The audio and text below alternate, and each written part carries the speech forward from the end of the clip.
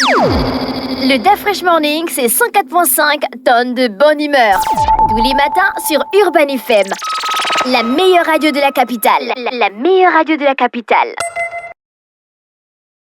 Bonjour Jean-Paul, comment tu vas ce matin sur les 104.5? Bonjour Dafresh. Je n'ai même pas fait l'introduction. Bonjour Dafresh. Vous êtes sur les 104.5 Urban FM, la station urbaine, et on est avec Jean-Paul. Jean-Paul, bonjour. Bonjour. Comment tu vas ce matin? Ça va très bien. Et à la forme? Oui. Alors, on repart combien d'années en arrière? On va repartir 22 ans en arrière, mais avant ça, je vais juste faire un petit rectificatif. Hier, je disais que, en fait, les présidents Paul Kagame et Félix Tshisekedi ne s'étaient pas rencontrés à Doha au Qatar. En fait, ils n'en étaient pas. En fait, c'était l'inverse. Ils s'étaient réellement rencontrés. Sauf qu'au moment où tu m'as posé la question, en fait, je n'étais pas informé, puisque cette rencontre s'est faite dans le plus grand secret. Il faut savoir que personne n'était informé du déplacement de Paul Kagame et de Félix Tshisekedi à Doha au Qatar. Tout au plus, on savait que Paul Kagame avait décidé au dernier moment, enfin, pas Paul Kagame, le M23 avait décidé au dernier moment de ne pas faire le déplacement de Luanda pour rencontrer le gouvernement congolais en vue des discussions dans le cadre de l'initiative de Luanda. Mais on a appris dans la foulée que, à l'issue de l'entretien, c'est là où cette photo a été rendue publique, et cet entretien a été rendu public, que les présidents Paul Kagame et Félix Tshisekedi s'étaient effectivement rencontrés à Doha au Qatar. Je reviendrai un peu plus en détail sur cette rencontre-là et ce qui en est sorti de manière officielle et officieuse, et ce à quoi on pourrait s'attendre dans les jours ou les semaines à venir.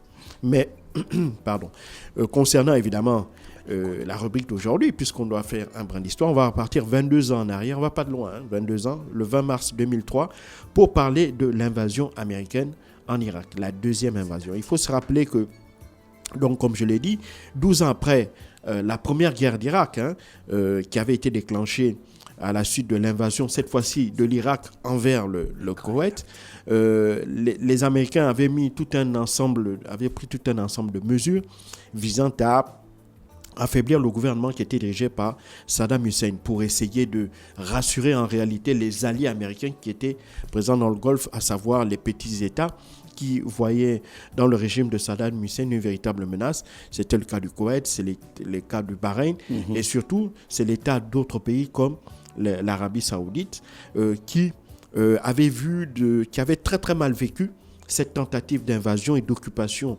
du Koweït. Je ne vais pas revenir sur les détails aussi, sinon ça risquerait de tirer en longueur, mais il faut bien comprendre qu'à l'issue de cette première invasion-là, où les Américains, à la tête d'une coalition internationale, avaient chassé des troupes irakiennes du Koweït, ces derniers avaient en fait en réalité aussi coupé, si tu veux, l'alliance, avait mis à terre l'alliance qui liait l'Irak et les États-Unis. Il ne faut pas l'oublier. Lorsque Saddam Hussein arrive au pouvoir, à la fin des années 70, en 78-79, lorsqu'il déclenche la guerre contre l'Iran, c'est à l'initiative des Américains et des pays du Golfe qui voyaient d'un très très mauvais œil l'arrivée d'un régime théocratique à la tête de l'Iran, qui est quand même une grande puissance régionale.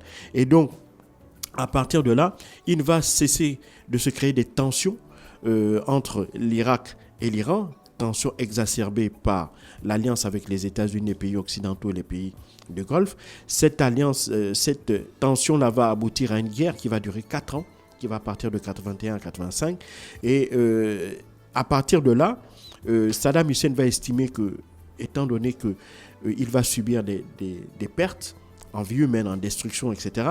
Il avait donc estimé que la guerre qu'il avait menée, il l'avait menée pour protéger les régimes sunnites avoisinants contre le régime chiite irakien. Donc, il avait demandé une forme de compensation financière aux pays voisins, aux autres monarchies. Malheureusement, cette compensation ne va pas venir.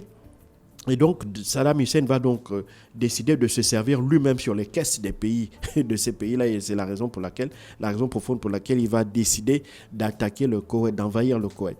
Puis la suite, on la connaît. Les Américains en tête vont mettre en place une coalition. Les Nations Unies vont voter une résolution pour obliger à expulser les Irakiens de force du Koweït, puisqu'évidemment, cette invasion va créer un véritable séisme, notamment sur les marchés financiers, sur les marchés pétroliers. On va voir le cours du pétrole grimper puisque le Koweït était un gros producteur de pétrole. Et donc cette incertitude-là, évidemment, les Américains ne pouvaient pas l'accepter puisqu'ils avaient des intérêts dans la région. Et donc, toucher au pétrole koweïtien, c'est toucher aux intérêts américains.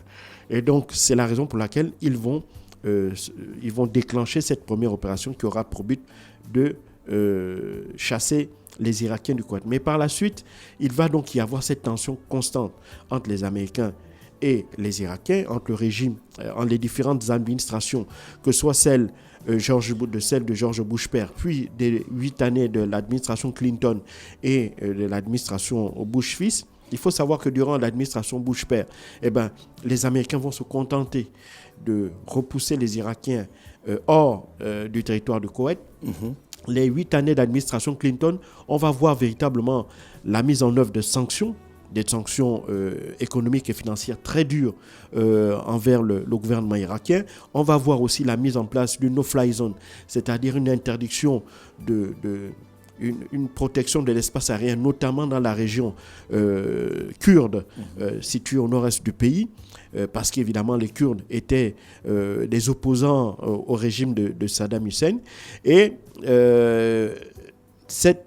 on va un peu s'arrêter là, c'est-à-dire que les Américains vont se contenter de confiner en quelque sorte le pouvoir de Saddam Hussein uniquement dans les frontières de l'Irak, avec bien entendu toute une série de mesures à la fois économiques, financières, militaires, qui avaient pour but non pas de neutraliser ou d'anéantir le pouvoir de Saddam Hussein, mais de le rendre le moins nocif possible, à la fois pour les voisins directs, que sont les pays du Golfe, et aussi pour la stabilité des intérêts américains dans la région.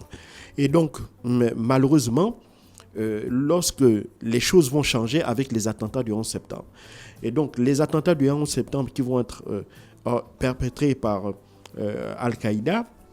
Al-Qaïda, à l'époque, qui était basé en Afghanistan, c'était su et connu du monde entier. Et il faut savoir qu'avant les attentats du 11 septembre, il y avait eu un certain nombre d'autres attentats visant des intérêts américains. On a eu l'attentat de Dar el-Salam où l'ambassade américaine avait été touchée. On avait vu aussi au large du Mozambique où un navire américain également avait fait l'objet d'une attaque terroriste. Et donc, tout ça faisait que Al-Qaïda était connu comme étant une organisation qui s'attaquait aux intérêts américains. Et on connaissait déjà la personnalité d'Oussama Ben Laden, mais véritablement, Al-Qaïda va prendre une autre dimension avec les attentats du 11 septembre 2001. Et à partir de là, le gouvernement américain va d'abord se donner comme mission d'anéantir cette organisation, et c'est la raison pour laquelle on va voir la première guerre d'Afghanistan où les Américains vont décider d'aller s'attaquer en Afghanistan pour faire tomber le régime des talibans qui était un régime allié à celui d'Al-Qaïda et pour essayer de détruire cette organisation-là. Et ils vont décider en fait de ne pas s'arrêter là. En fait, George W. Bush et son gouvernement, à l'époque, il était conseillé par le secrétaire d'État à la défense, Donald Rumsfeld. Donald Rumsfeld va être celui qui va être, si tu veux, le théoricien de cette volonté américaine de remodeler la carte géostratégique de cette région-là, du Moyen-Orient. C'est-à-dire rebattre les cartes en termes de pouvoir, en termes comment dirais-je, rebattre les cartes sur le plan régional en redistribuant les rapports de force. Et donc pour cela, ils estimaient que le régime de Saddam Hussein, qui ne leur était pas acquis et qui était plutôt un régime qui leur était opposé, constituait donc une menace. Et donc il fallait installer également en Irak un régime qui soit plus prompt à suivre, si tu veux, les positions américaines, à adopter les positions américaines. Et en réalité, c'est la raison pour laquelle les Américains vont donc décider que, en se servant du vocable de la guerre, de la lutte contre le terrorisme international, ils vont donc décider de mettre un certain nombre de pays sur cette liste rouge des pays terroristes. C'est ceux que George W. Bush avait appelé l'axe du mal, dans lequel on avait mis l'Irak, on avait mis l'Afghanistan, l'Irak, l'Iran et la Corée du Nord. Et bien entendu, puisqu'ils étaient déjà en guerre en Afghanistan, ils ne pouvaient pas attaquer l'Iran, et encore moins la Corée du Nord qui détenait déjà, dont on savait déjà qu'il détenait certainement l'arme atomique. Et donc, le seul pays, disons, on va dire, de mon point de vue, qui n'était pas en capacité de s'opposer militairement aux Américains, c'était l'Irak. Parce que l'Irak avait vécu pendant 12 années de sanctions économiques terribles, et donc son économie était exsangue. Il y avait un embargo sur les armes, donc il n'avait quasiment plus d'armées. Et donc, le régime en réalité de Saddam Hussein tenait essentiellement grâce aux alliances qu'il avait nouées avec un certain nombre de leaders communautaires. Et donc, c'est ça qui lui permettait, avec aussi une petite dose de terreur et une petite dose de redistribution un peu des maigres ressources dont l'Irak disposait à l'époque, à ces alliés-là. C'est tout ce... Et lui, Saddam Hussein, était un fin connaisseur de la société irakienne. Et donc, il va sur la base de ces alliances tribales et communautaires. C'était ça qui constituait la base même de son pouvoir. Et donc, les Américains vont estimer que c'était donc le bon moment pour s'attaquer à l'Irak et pour faire tomber une bonne fois pour toutes le régime de Saddam Hussein. Parce qu'aussi, il faut savoir que les sanctions économiques que l'on imposait à l'Iran avaient pour but de susciter une espèce de révolte de la population irakienne pour entraîner une révolution interne. Or, 12 ans plus tard, il n'y avait toujours pas de révolution, il n'y avait pas de velléité de rébellion de la part des Irakiens. Tout au plus, on avait au niveau de la région frontalière avec la Turquie, les Kurdes qui, évidemment, s'opposaient à l'issue de la première guerre du Golfe, vont prendre les armes pour se battre, pour s'opposer au régime de Saddam Hussein. Et eux, ils bénéficiaient déjà d'une espèce d'autonomie. Et donc, ils n'avaient pas, eux aussi, de raison d'engager des combats pour aller vers Bagdad. Et c'est là où, évidemment, George W. Bush va donc décider qu'il fallait, une bonne fois pour toutes, démanteler le pouvoir de Saddam Hussein. Et c'est la raison pour laquelle ils vont le faire d'abord en mentant, il faut dire les choses telles qu'elles sont. Ils vont faire un grossier montage dans lequel ils accusaient l'Irak de détenir des armes de destruction massive. On se rappelle encore... Jean-Paul, c'est toi qui dis que c'était un montage. Est-ce que même ils ont déjà déclaré que Oui, ils ont un reconnu, Colin Powell, père son âme, a reconnu qu'effectivement, ce qu'il était allé dire au Conseil de sécurité, c'était un mensonge. Tout le monde le sait aujourd'hui, c'était un grossier montage. Il fallait justifier l'invasion de l'Irak, et ils espéraient, à travers ce mensonge-là, obtenir une résolution des Nations Unies. On se rappelle aussi du discours de Dominique de Villepin à l'époque, c'est ce qu'il avait rendu et ce qu'il a fait entrer dans l'histoire aujourd'hui, comme étant le pays qui avait dit de manière frontale non à l'invasion en Irak, parce qu'ils estimaient que cette invasion-là allait causer beaucoup plus de problèmes que de solutions. Et pour une fois, il faut le reconnaître que le gouvernement de Jacques Chirac à l'époque avait eu parfaitement raison, parce que la suite on la connaît, il y a eu 20 années d'instabilité, 20 années de guerre quasiment civile, et jusqu'à présent l'Irak ne s'est toujours pas relevé de cette invasion de 2003 et de la chute de Saddam Hussein. Et donc, sur la base de ces fausses allégations-là, les Américains vont estimer que l'Irak représentait un danger pour la sécurité nationale des États-Unis, puisqu'ils estimaient qu'il y avait les intérêts vitaux des États-Unis étaient menacés.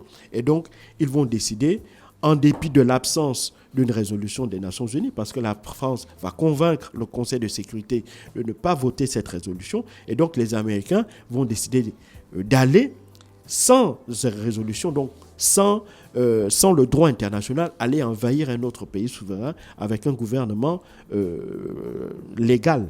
Je ne dirais pas légitime, mais je dirais le gouvernement légal qui était installé là. Et donc la suite aussi, on la connaît.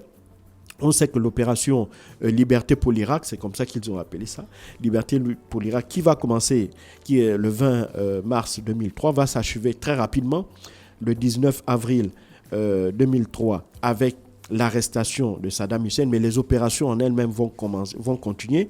Les opérations concernant, si tu veux, le contrôle de l'ensemble du pays vont s'achever le 15 décembre de la même année, soit ils vont être en avance d'à peu près 2 ou 3 jours sur le calendrier qu'ils avaient mis.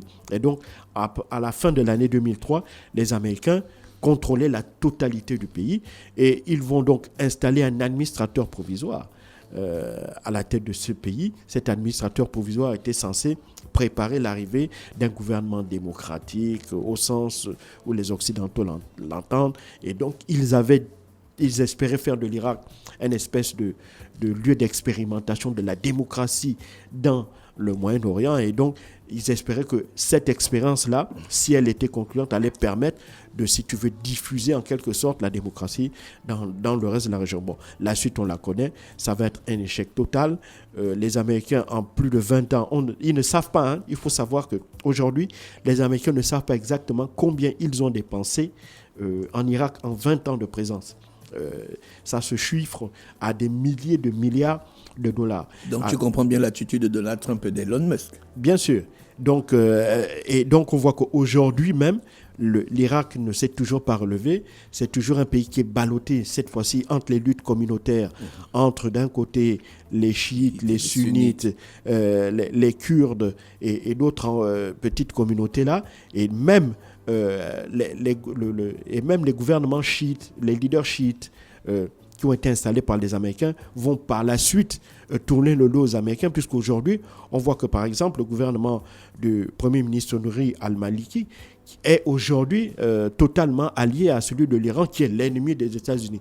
Donc, on voit bien que 22 ans plus tard, cette opération qui a été lancée par les États-Unis pour, soi-disant, ramener la paix dans la région, installer un régime démocratique et légitime à la tête de ce pays 22 ans plus tard et amener la prospérité en fait aux populations irakiennes. On le voit bien que 22 ans plus tard, les résultats sont très très loin des objectifs qu'on s'était assignés à cette époque.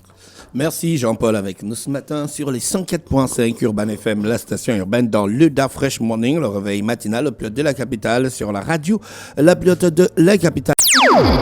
Le Da Fresh Morning, c'est 104.5 tonnes de bonne humeur. Tous les matins sur Urban FM. La meilleure radio de la capitale. La meilleure radio de la capitale.